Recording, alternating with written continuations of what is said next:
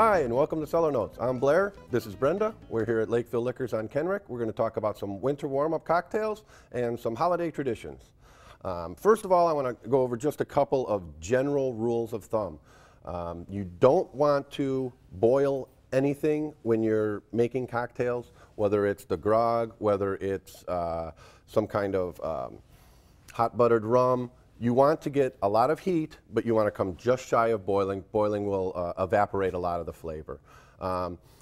Other things to keep in mind is presentation. It's a big deal when you're having guests over, holidays, friends and family. Presentation is one of the most important things. Use your imagination, dress things up, make them look nice, and you know, if they look nice, they're going to taste nice. First thing I want to talk about is something called grog. It's very similar in content and style to a mulled wine.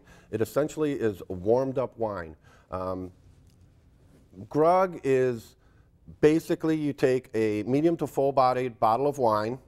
I like a nice Tempranillo, maybe a Garnacha, but of course you could use your favorite bottle, whether it's Merlot, Cabernet.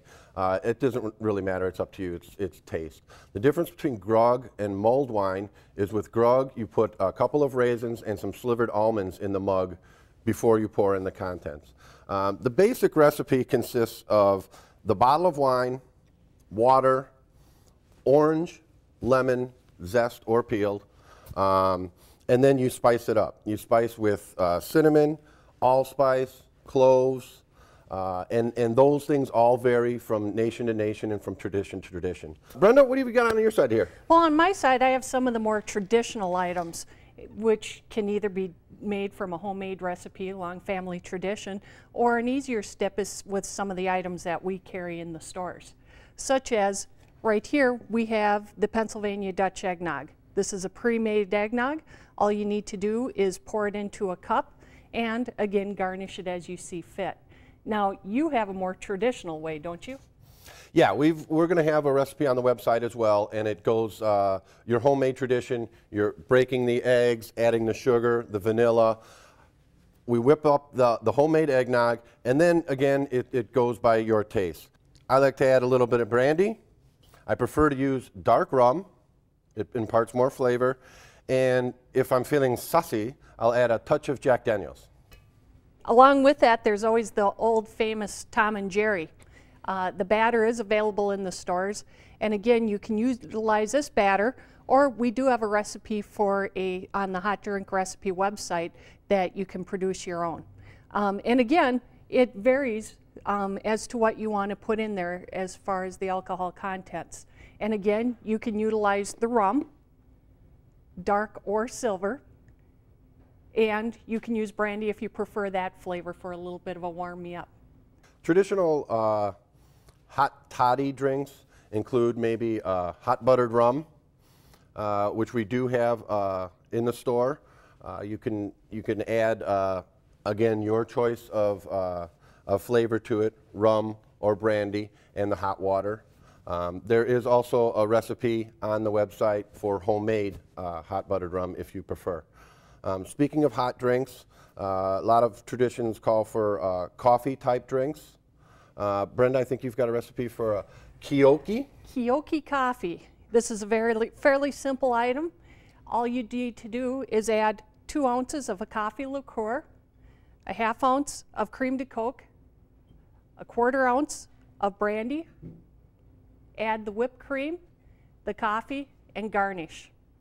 Another holiday tradition for many households is simply adding some kind of cream liqueur to the coffee, utilizing a Bailey's. Bailey's also has come out with some flavors this year. They have a mint chocolate and a caramel. E&J Cask and Cream is a similar item, similar in style, only it utilizes brandy as the base instead of the Irish whiskey, and that also comes in flavors caramel and chocolate. And the possibilities with an Irish cream are endless. You can mix it with coffee, hot chocolate, and the great thing about it is you can always have that on hand to serve on ice as well. It doesn't necessarily have to be warm. I want to talk real quick about one of my favorites, and I like it because it's really tasty and it looks really pretty. I like hot chocolate because I'm a hot chocolate kind of guy. So I just make hot chocolate, I get my peppermint schnapps in the hot chocolate. Now we dress it up. Top it with whipped cream. I like sprinkles, so I sprinkle it up.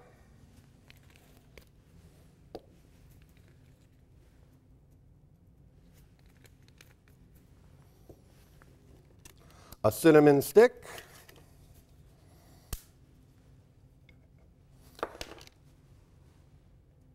Voila, tasty winter warming beverage. For the coming holiday season, Lakeville Liquors will be open on Saturday the 23rd until 10 o'clock. We'll be closed Sunday and Monday, Christmas Day. On New Year's, we'll be open the 30th till 10 o'clock, and we will be closed on Sunday and Monday that week. And in closing, make sure that whenever you offer cocktails at your holiday party, make sure that coffee and other non-alcoholic drinks are an alternative, and make sure that you offer food along with the cocktails. If you have any questions, come on into the stores and ask any of our knowledgeable staff for assistance, or you can look up any of these drink recipes on the City of Lakeville website. Well, that's it for this edition of Cellar Notes. Thanks for joining us, and thanks to Brenda for being our guest. Have a safe and happy holiday.